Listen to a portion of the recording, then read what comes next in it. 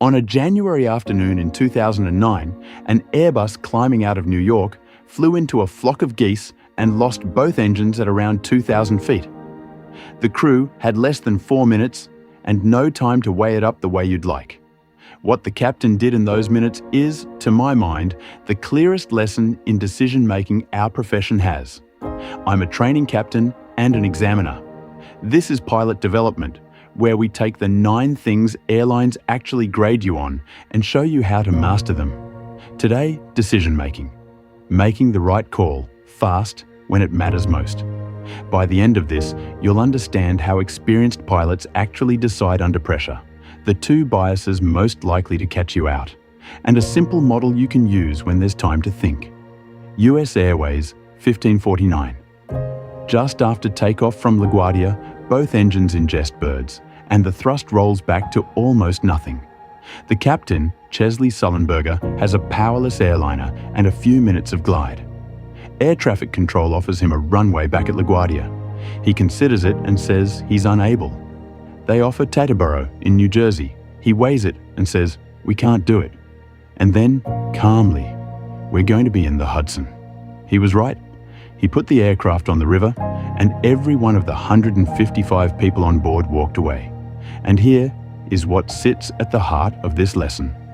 Sullenberger did not sit there comparing every option on a list. He didn't have time. He recognized almost at once what kind of situation he was in, what would work and what wouldn't, and he committed. For years, we taught decision-making as if pilots weigh up every option, score them, and pick the best. That is not how experts actually decide under pressure. A researcher named Gary Klein studied people who make life or death calls in seconds and found something different.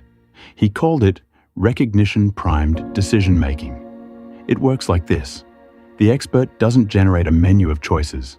They recognize the situation because it matches patterns they have seen and trained for. That recognition hands them one workable course of action. They run it through quickly. Will this work? If yes, they commit. If not, they discard it and take the next.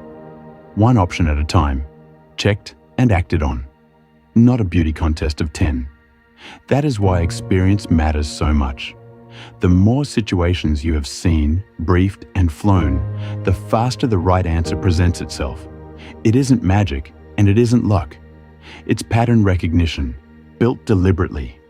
And it's why the goal in training is never the perfect decision. It's the right decision in time and owned. But the same machinery that makes experts fast can also lead them straight off a cliff. There are 2 biases that catch good pilots more than any others. The first is plan continuation bias, press-on-itis. Once you have committed to a plan, the mind quietly resists changing it, even as the evidence piles up that it is no longer working. The approach is unstable. The weather is worse than briefed, and still something says, "We're nearly there, we'll make it." More pilots have been undone by pressing on than by almost anything else. The second is confirmation bias. Once you have decided what's happening, you notice the evidence that agrees with you and quietly discount the evidence that doesn't. The fix for both is the same, and it is uncomfortable. Deliberately ask, what would tell me I'm wrong, and be willing to throw the plan away. So how do you stay disciplined when you do have time? A few minutes, not a few seconds. You use a structure. A widely taught one is 4-deck. Facts. What do I actually know? Options. What are they honestly? Risks and benefits. What does each one cost me? Decision? Pick one. Execution? Who does what? And then do it. Check. Is it working? The value isn't the letters. It's that, under stress, a structure stops you skipping to the first idea and never checking it. Fast situation, trained recognition. Slower situation, a model like 4-deck. Either way, you decide and you own it. So, decision making, in 3 beats. Under pressure, experience hands you one good option, not 10. The traps are pressing on and seeing only what you expect. And when there's time, a structure keeps you honest. Not the perfect decision, the right one in time.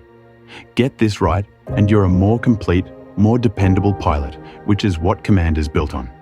Subscribe, and the full program with the practice scenarios is at pilotdevelopment.org. I'll see you in the next one.